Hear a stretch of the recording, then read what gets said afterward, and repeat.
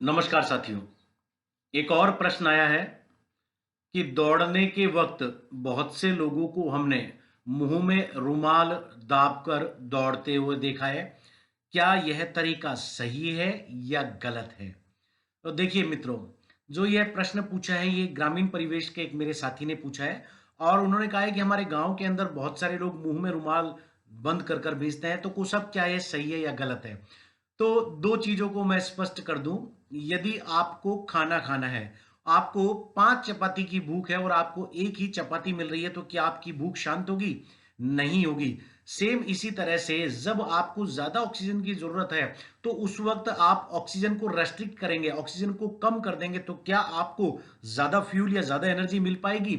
नहीं मिल पाएगी। अब इस कांसेप्ट को मैं फिजियोलॉजिकल भाषा के अंदर आपको समझा देता हूँ। देखिए, बहुत से लोग ये कहते हैं कि मुंह से सांस लेने से फेफड़े फूल जाते हैं। भैया, फेफड़े तो नाक से सांस लेने से भी फूलते हैं और फेफड़े तभी फूलते हैं जब ज्यादा ऑक्सीजन या ज्यादा गैस फेफड़ों के अंदर आती है।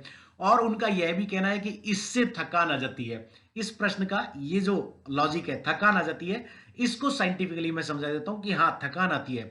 देखिए, बहुत से लोगों का ये कहना है कि फेफड़े फूलने से थकान आती है। फेफड़े फूलने से थकान नहीं आती है। एक निर्धारित समय सीमा के बाद तक फिजिकल एक्टिविटी करने से बॉडी के अंदर लैक्टिक अम्ल बनता है। लैक्टिक अम्ल को बहुत ज्यादा समय तक जब बॉडी के अंदर जमता रहता है, तो यह रक्त वाहिकाओं के अंदर रक्त के प्रवाह की दर को कम कर देता है, जिससे उसके साथ ऑक्सीजन की मात्रा कम आ जाती है। रक्त को बहने के लिए जगह कम मिलती है, तो ऑक्सीजन भी रक्त के साथ कम जा पाती है। लेकिन बहुत से लोग जो फौज वगैरह की तैयारी करते हैं, वो लोग जो मुंह में रुमाल डालकर दौड़ते हैं, देखिए, वो लोग 1600 मीटर की दौड़ दौड़ते हैं, जहां बॉडी में इलेक्ट्रेड एनर्जी सिस्टम, जहां लैक्टिक अम्ल बनता ही नहीं है। 100 मीटर की दौड़, 200 मीटर की दौड़, वहां ये संभव है कि आप एक ही सांस में दौड़ पाए। लेकिन जहां 1600 मीटर की दौड़ हो या 400 मीटर की भी दौड़ हो, जहां इलेक्ट्रेड सिस्टम मेटाबॉलिज्म का वह टूटने लग जाता है, वहां यह संभव ही नहीं है कि आप मुंह में रुमाल डालकर दौड़े। इससे क्या होगा? आपके लंग्स के ऊपर ज्यादा प्रेशर पड़ेगा, जिससे कहीं ना कहीं ब्लॉकेज, ब्लड के अंदर आने का खतरा पैदा हो जाएगा। तो यही मैं कहूंगा कि आप कभी भी मुंह में रुमाल डालकर ना दौड़े। अब दूसरी बात, देखिए, मुंह के अंदर जब मैं कहता हूं श्वसन के 2 मार्ग होते हैं, पहला मार्ग नाक और दूसरा मार्ग मुंह। नाक से श्वसन लेना इसलिए अच्छा कहा जाता है, नाक के अंदर सीलिया होते हैं जो बाहर से आए धूल कण को रोक लेते हैं। नाक के अंदर म्यूकस होता है जो बाहर के वायु के टेम्परेचर को अपनी बॉडी के टेम्परेचर के एक्मेलाइज कर देता है। नाक का जो सीधा अंदर संपर्क होता है, वह श्वास नाल के अंदर खुलती है, ट्रैकिया के अंदर खुलती है। इसलिए निर्बाध रूप से सेम टेम्परेचर की साफ की हुई वायु डायरेक्ट ट्रैकिया के अंदर जाती है। इसलिए नाक से श्वास लेने को अच्छा कहा जाता है और कहा जाता है कि कोशिश कीजिए नाक से श्वसन हो पाए। लेकिन जब आप दौड़ रहे हैं, विगोरियस एक्टिविटी कर रहे हैं, आपकी बॉडी 5 गुना ज्यादा ऑक्सीजन मांग रही है। रेस्टिंग कंडीशन के अंदर हमको 15 लीटर वायु चाहिए होती है, लेकिन जब हम रनिंग करते हैं तो हमको 90 से 100 लीटर के आसपास वायु चाहिए होती है।